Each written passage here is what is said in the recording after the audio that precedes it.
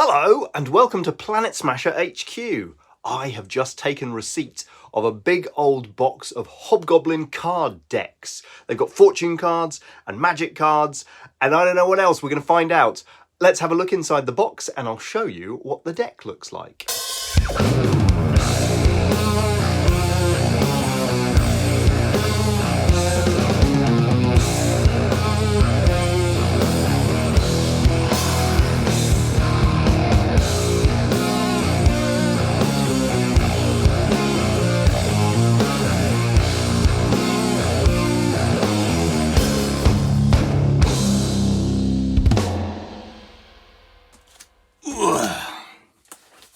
This thing is wrapped up seriously. Not even sure how to get in. Ah, look.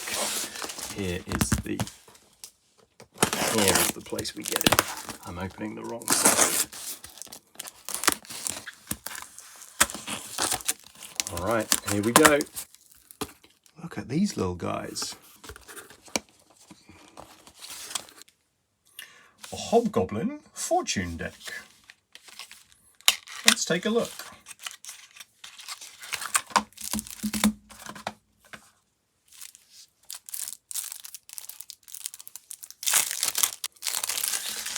Okay, so what have we got? We've got Abyssal Sorcery. We've got the fortune deck. All dark and gothic. Look at that super sweet castle. We've got the scenario deck. And then we've got some quick reference cards. All right, we'll start with the quick reference cards. So we've got two quick reference cards.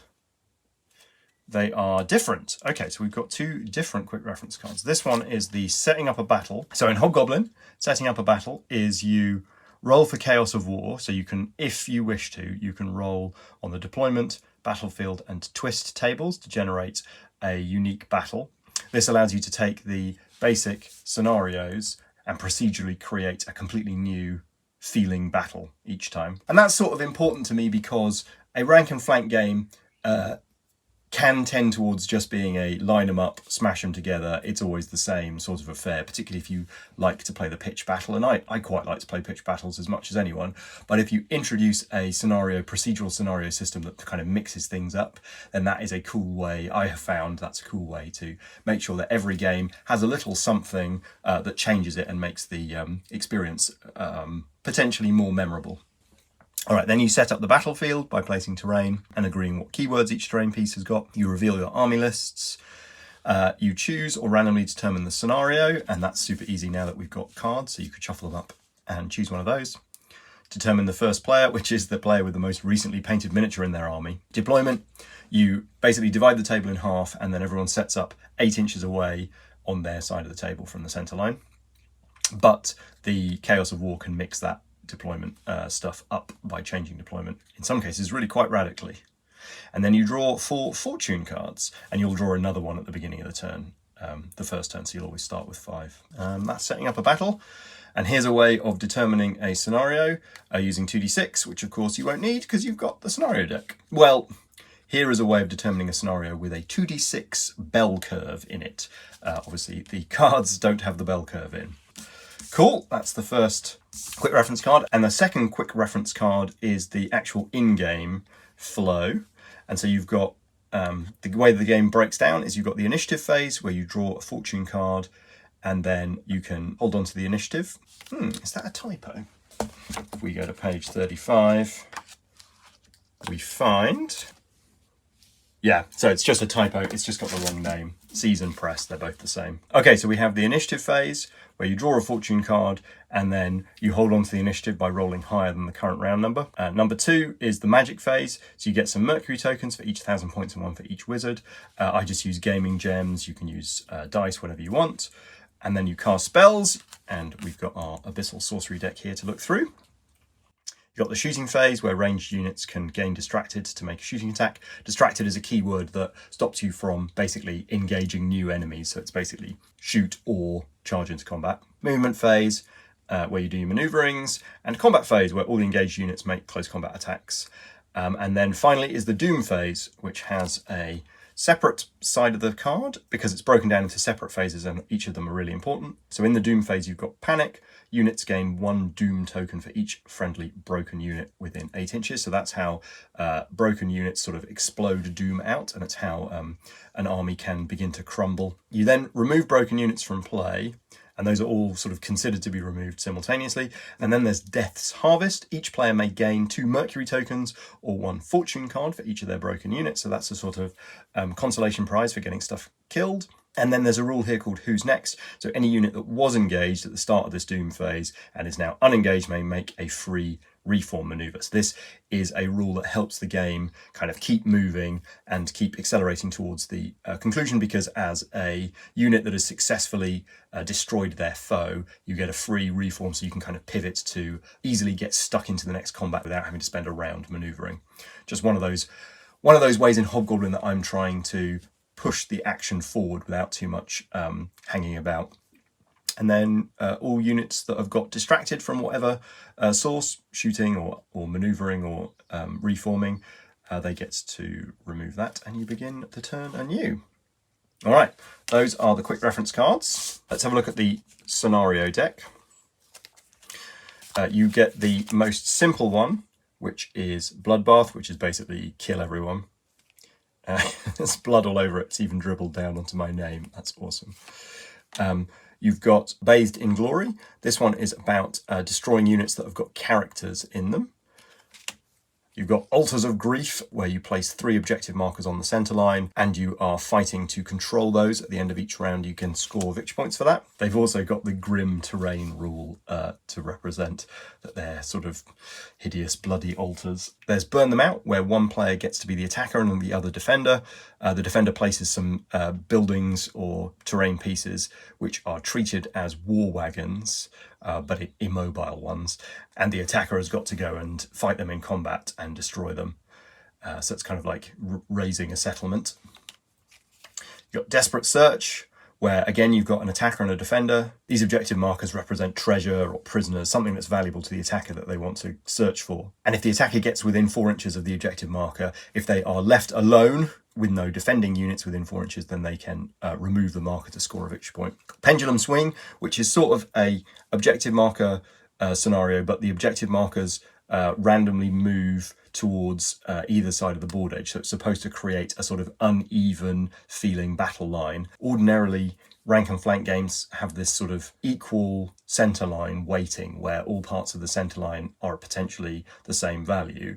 And so I wanted to have 3 objective markers which move randomly towards either side of the battlefield at the start of the game, which creates a sort of different shape to the pressure of the battlefield. It's not the most balanced of the scenarios, but I think it's actually a really, really nice one, and I'm quite pleased with that one. You've got the Wages of Sin, where each player has 3 objective markers which they have to place down, and then they have to go and fetch them whilst stopping the opposing player from fetching their own. And finally, we've got Tides of War, where there are 2 objective markers that start in the centre, and you have to go and capture them, but once you capture it, the objective marker sort of slips away from you, and you have to go and chase after it.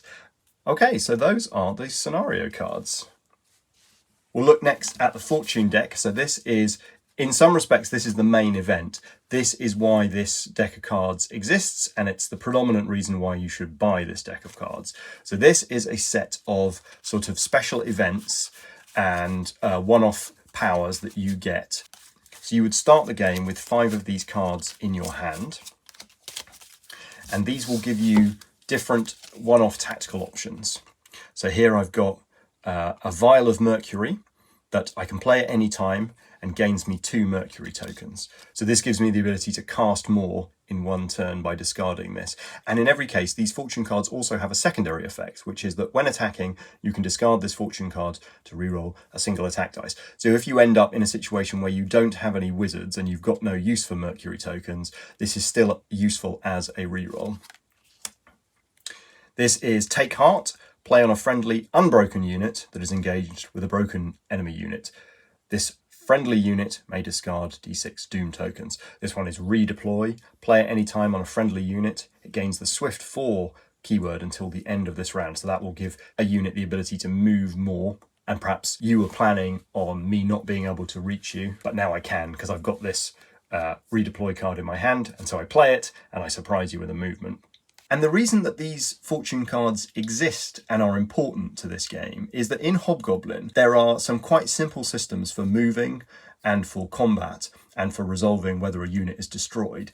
And to a degree, without the unpredictability that the fortune cards introduce, the game is a little bit simplistic and a bit predictable, because you know roughly how combats are going to go out and you know how far units can move. And so I found from pretty much the earliest stages of this design that having a set of random cards that give you surprising powers, this allows knowable, certain situations to become unknowable and uncertain, because you're looking at me and I've got some cards in my hand and you don't know if I've got a card that lets me move the unit surprisingly far and get my monster into combat with that unit that you definitely didn't want destroyed, or that, you know, I've got a card that allows me to recover damage, so that although the fight looks like it's fairly even, actually if I get the advantage on the dice rolls, then I get quite a big swing because now I can play this card and recover my health.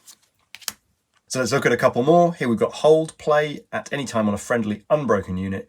This unit increases its courage by 2 until the end of the round. I can't play it once I'm broken, so I have to gamble and play this at the right moment. And then here is a Healing Potion.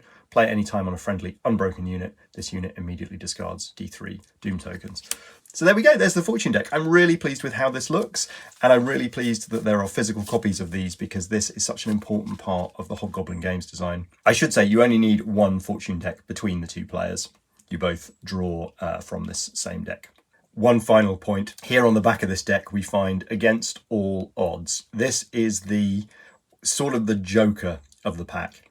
This is an incredibly powerful card that will change games. This guy says, play at any time on a friendly broken unit. This unit ignores the broken keyword until the beginning of the next round. So this card, even if a unit has been destroyed, this card allows it to survive for another round. And there are only 5 rounds in a game of Hobgoblin, so this card can have a huge effect on the battle. It's possible that a player gets both Against All Odds cards in a single game, and you might feel that's a teeny bit unfair. I leave it in your capable hands to decide whether you play with both of these jokers in the deck, or just one of them, or none of them.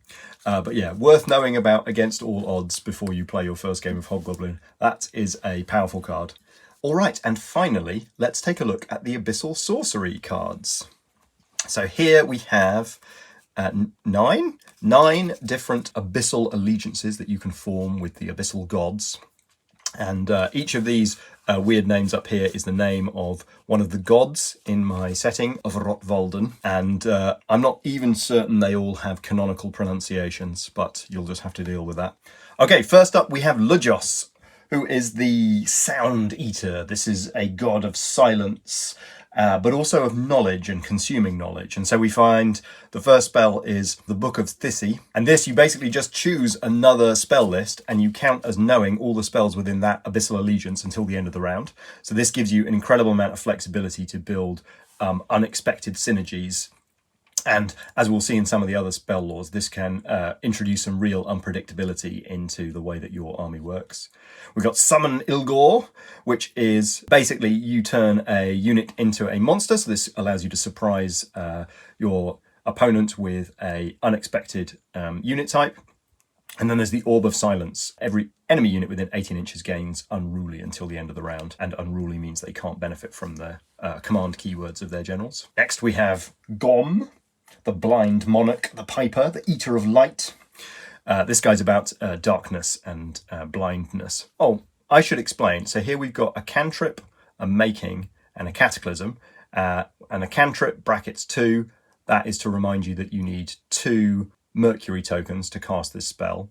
And when you cast a spell, you don't have to make any kind of check to see whether the spell goes off. You simply spend the Mercury tokens and the spell happens. But you won't have enough Mercury tokens to cast everything each turn, so it's about choosing when and where to spend your resources. And if you don't spend Mercury tokens that you generate in a particular turn, you get to hold on to those, and they can be saved over for a big magic phase later in the game. Here we've got the Tenebrous Piper. This is a making that costs 4. Target unit gains Berserk and Swift +4 until the end of the round, so this allows you to go nuts.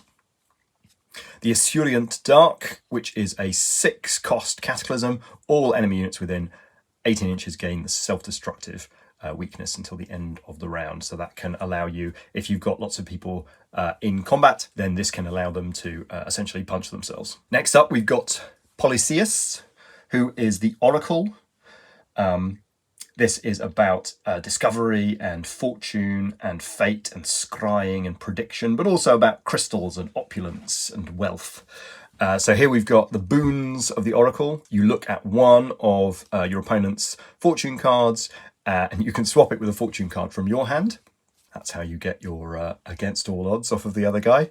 Reflective Soul Gem. This allows you to select one strength type keyword from an enemy unit, and you essentially get that keyword yourself. And Polyceus' Blessing, which is a Cataclysm costing 6 till the end of the round. After this player plays a fortune card on any friendly unit, they draw a fortune card. So that can be very powerful because if you've got a nice full hand of fortune cards at the start of the turn, you can cast this, use them with impunity, and end up with as many as you started with. Now we have Atari, who is the Time Eater, embodies aspects of eternity and timelessness and waiting and ancientness. So here we've got some sort of time-based stuff going on with Hasten, which is a making that costs 4, target unit gains brutal and swift and fragile. Fragile is a weakness keyword. That means that you only have to suffer a number of doom tokens equal to half your courage and you're broken. So this Hasten is potentially a buff or a hex, depending on when you play it. You can play Hasten on a friend or an enemy, depending on whether you think the brutal and swift is going to outweigh the fragile or vice versa. Flicker is a 6-cost Cataclysm. The owner of the target unit removes the unit from play and then immediately deploys it according to the agreed upon setup rules of the game. The unit retains all doom tokens and other effects. So this one can be very powerful. And this guy caused a lot of trouble in playtesting because as I was writing the scenarios for Hobgoblin, I always had to consider Flicker and a couple of other movement shenanigan type effects because this guy can really undermine the victory conditions of a scenario. But very powerful spell. And Stalking Death, another 6-cost Cataclysm. Every unit within 18 inches gains Cowardly until the end of the round. Next we have Nebularis, who is the god of nothingness and voids and cavernous spaces. In a world that is set in underground tunnels and caves, Nebularis represents that sort of negative space that is so critical to this setting. We have the Black Gate, which essentially allows you to move a character type keyword from one unit to another. Caused a lot of problems in editing and playtesting, but this allows you to move the powerful effects, particularly of your general with its cursed artifact, allows you to move key powers around the battlefield to create some uncertainty. Marble Forest is a Cataclysm that costs 6, and this allows you to remove a target unengaged unit from play and set it aside, and it has to be returned to play by its owner. So this is, again, a sort of double-edged sword where you can cast this on your own unit if you want to get some movement. You can cast it on an enemy unit if you can see an advantage in getting it out of the way temporarily. And finally, we've the Void of Nebularis, which is a Cataclysm that puts a little void marker down on the table, and then everything within 6 inches of that void marker counts as perilous terrain, which can deal out damage. Now we have a pair of sisters that appear in the lore. We've got Mycena and her sister Maribis. Mycena embodies aspects of growth and fertility and fecundity, but also fungus and mutation. And because a lot of the people in the setting eat fungus, because that's one of the only things that grows, she's also sort of the aspects of healing and home and cooking and medicine. So Mycena represents a kind of force for life and growth. So here we've got Monstrous Growth, target gains Brutal and Towering until the end of the round. Towering is a keyword that allows you to draw line of sight over the top of other units, but with the penalty that other units can draw line of sight to you. So that's kind of a double-edged sword. Mother's Blessing is a healing spell, which discards D6 Doom tokens. And the Light of Gildvalden, which is a 6-cost Cataclysm. Every friendly unit within 12 inches heals D3 Doom tokens. Iskala is the sort of god of death and ice and consuming sunlight and warmth. This is essentially a sort of necromantic school where By My Will is a 4-cost making that allows a unit to ignore all of its weaknesses until the end of the round. Serve Unto Death is a funky spell that allows you to pile Doom tokens on a unit, but they also get this Blessing of His Colour, which says when this unit assigns attack dice in the combat phase, it receives an additional attack dice for each 2 Doom tokens it possesses. So you can basically overclock a unit by giving it Doom tokens if you think that that's a good idea, or you can pile Doom tokens onto an enemy unit if you think you can get away with it. Raise the Dead is the classic necromancy spell. So you place a new unit of light infantry with the hollow and insignificant weaknesses anywhere that's wholly within 12 inches of the casting units. And after being placed, it receives 2d6 Doom tokens. So it's possible that this thing only lasts a single round. But yeah, that's your necromancy school. Second to last, we have Maribis. She is a sort of spider god called the Weaver. And so she represents aspects of tunnels and networks and map makings and veins and digging and delving, and also messages and travel. So she has 3 spells: Trapdoor, which is a cheap cantrip, where you get Devastating Charge and Swift 4, so that's a movement spell. Scuttle, which is another 2-cost cantrip. Target friendly unit ignores Distracted, so this allows you to do things like reform and charge into combat, which can be very powerful. This is particularly powerful if you combine it with the ability to fly, which is what Spectral Web gives you, which is a 4-cost making. Target friendly unit gains flying and Swift 6 until the end of the round. So if you enjoy movement shenanigans, then Maribis is the spell school for you. And finally, we have Silosi, who is also known as the Red King, or the Stonemaker, or the Basilisk. He represents aspects of rock and transformation, and smithing and smelting, and heat and lava and magma. We've got here Crystal Blades. The target friendly unit gains Hero 2, so that's 2 extra attack dice. Armor of Pelag. That's a 4-cost making where you get Tough +1, which allows you to ignore a Doom token in each combat. And then Stoneheart, which is a 6-cost Cataclysm. All friendly units within 18 inches gain Courage 1 until the end of the round, which makes them all more difficult to endumerize. So there we go. That is the Abyssal Sorcery cards, and that is the Hobgoblin Fortune deck, and they look fantastic. It's very, very cool to see these finally in physical form. Now, these card decks are theoretically optional because you can play using the Fortune card app that you get on the Hobgoblin Army Builder and web app thing. But obviously having a deck of Fortune cards is super useful and makes the game much more tactile. And the spell cards are really useful. That's how I've always played the game. I've always had little printout versions for myself so that I've got all the information right in front of me as I play. Well, I hope that this look at the Hobgoblin deck was of interest to you. If you want to follow along with the game, subscribe to this YouTube channel. And if you want to support what I do, then go and buy a copy of Hobgoblin, Brutal Fantasy Battles, and the accompanying deck of cards. You can pick them up by visiting planetsmashergames.com/hobgoblin and click on the button to go and order it from Electi today. All right, until next time, bye-bye!